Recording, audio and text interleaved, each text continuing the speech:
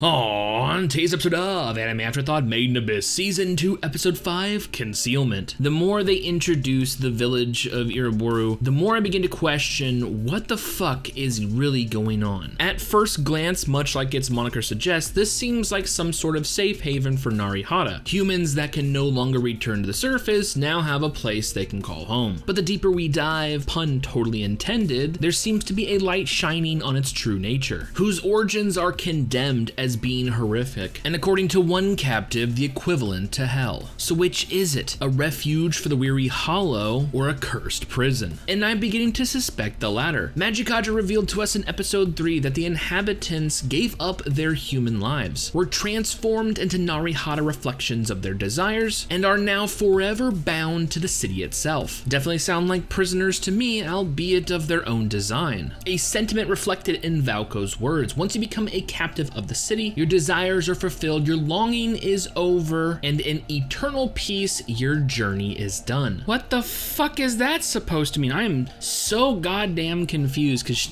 literally everything that comes out of Veoroko, which is her real name, is so fucking vague. What she just stated insinuates that maybe you are a prisoner, you've given up your life, your free will. Yes, you'll be free, but in the end, the city owns you. But the words I currently am hyper fixated on is eternal peace. Because when I hear that, the first thing that comes to my mind is death. And in a way, the denizens of Iruburu kind of did. I mean, they give up their human lives to start their Narihata ones. Isn't that a form of death? And it can even go deeper. And it's all thanks to another sage where we get this information. Now, up until this point, Riku has been a busy little beaver. She has met all three of the sages. She met Wazukaina the Chowhound, and although he has this lackadaisical nature about him, I definitely don't trust him, especially given the backstory we learned from Veiko later on. But one person in particular that I do trust is the proprietor of the restaurant, Octopus Granny. I mean, I assume she's an octopus and an older woman. I mean, they're Narihata, so gender may be irrelevant, but she just kind of exudes that nice older lady vibes. I mean, she's even taken the time out of her day to teach Riku the language of the abyss. And as far as I saw, she didn't ask for any compensation. The only thing that made me a little sus was her admitting to wanting a human child, but couldn't that just be motherly love? But once again, she shows her value by leading Riku to Dogopu,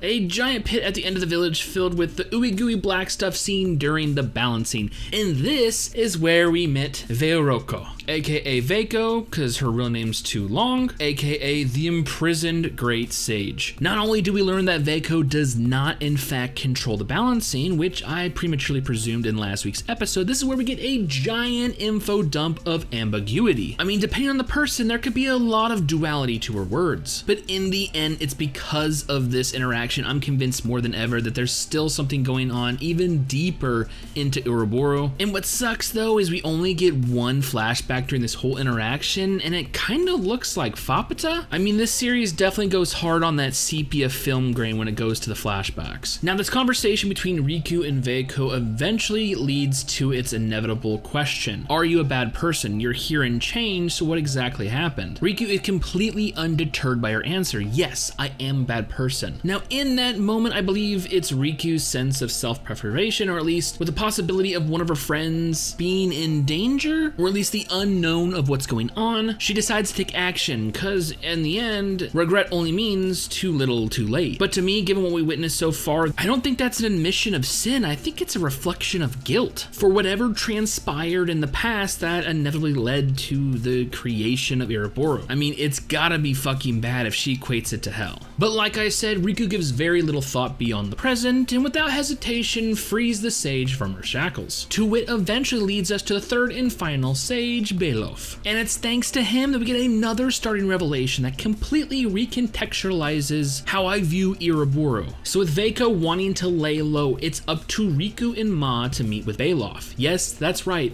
Throughout the entirety of this episode, Ma has not once left Riku's side, even when entering Dagapu, where it says that the citizens of Iruburu will feel unimaginable pain. His longing to stay with Riku overshadowed his instinct. What a fucking boss. Yo, this little pink goober is such a fucking badass. Like, my god.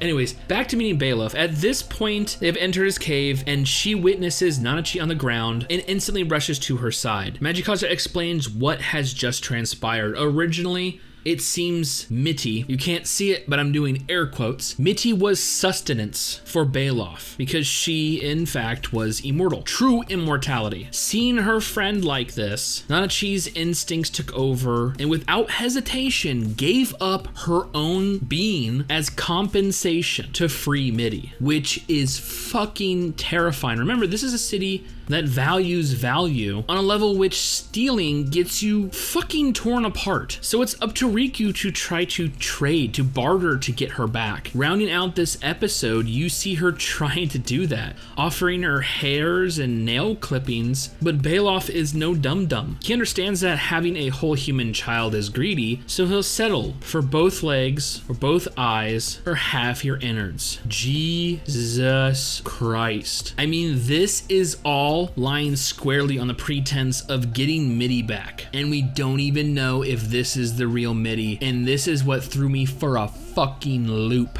When Bailoff describes how Mitty miraculously shows up in perfect, albeit cursed condition down in the fucking 6th layer when Reg blew her ass apart up on the 4th. He describes the masked man coming down for a visit. This is Bondrewd bringing Mitty, presumably before the experiments. And Bailoff was instantly able to sense her immortality. Bondrewd was unwilling to trade anything for her, so in return of 724 limbs, half of his body length, as well as some of his sensory organs, he traded the city for a complete recreation of Mitty down to her soul. Think about it for a second. Why should that pique your fucking interest? Magikaja told us in episode 3, humans gave their lives over to the city, were transformed into Narihara, and were forever bound to the city. So this isn't really Mitty, right? It's just an exact copy down to her soul. Does that mean everyone we see in the city that gave themselves over are just fucking duplicates? I am just fucking flabbergasted. I don't fucking know. I like my gears are turning and I'm rewatching episodes trying to figure out if, anyone else is dropping these fucking ambiguous lines and shit. I'm gonna have to fucking rewatch it again now. Like, Jesus fucking Christ. Like, I don't know what the fuck is going on with this city. My God. Ugh. And if Mitty was created in this city, isn't she also bound to it? Can she never leave? Once you become its captain, you're fucking here forever, man. Your journey's done. Like, I don't fucking know. I don't fucking know. Like, oh shit, this series is so fucking good. So fucking good. There's probably a lot of shit in today's episode I missed as well. Like, my fucking God, was this good though. And we haven't even touched on Reg yet. Like, holy shit. He's outside the city, getting chased by that giant turbaned dragon, having conversations with quote-unquote interference units, the giant robots, about their possible creators and their connection to each other. I mean, besides the fact that this robot acted like they met before, presumably when he came up and met Fapita the first time. He even called the 6th layer a different name, Shoru. I mean, these episodes are just so fucking packed. My God. Not to mention they're mixed with perfect art, perfect animation, soundtrack's fucking ridiculous. Like, these episodes are fucking top tier. Holy shit. But alas, we still have one more thing to do.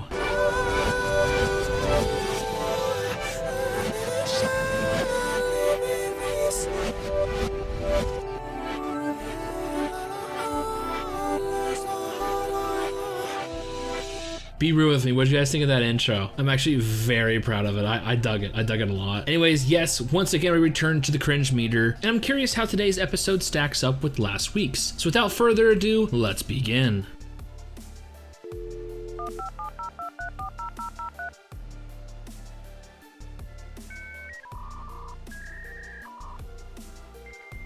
And there we have it. Once again, today's episode scores a mildly unsettling. Now in the future, a recalculation could be applied, but as for now, compared to what we witnessed so far in the series, the insinuation, the potential of bad things happening compared to actual bad things happening just falls a little short on the cringe meter. But I have been reassured that the cringe meter will definitely see action in the future. So for now, I return you to your regularly scheduled program. This series is getting better with every episode, but I feel we're inching closer and closer to inevitable emotional destruction. I mean, these last 2 episodes are definitely building to something, and I don't know if my heart can handle the payoff. But I have to know, what did you guys think of today's episode? Did you hate it? Do you love it? Do you want some more of it? Well, I do. So with all that being said and more made to best next week, I honestly cannot wait for future episodes.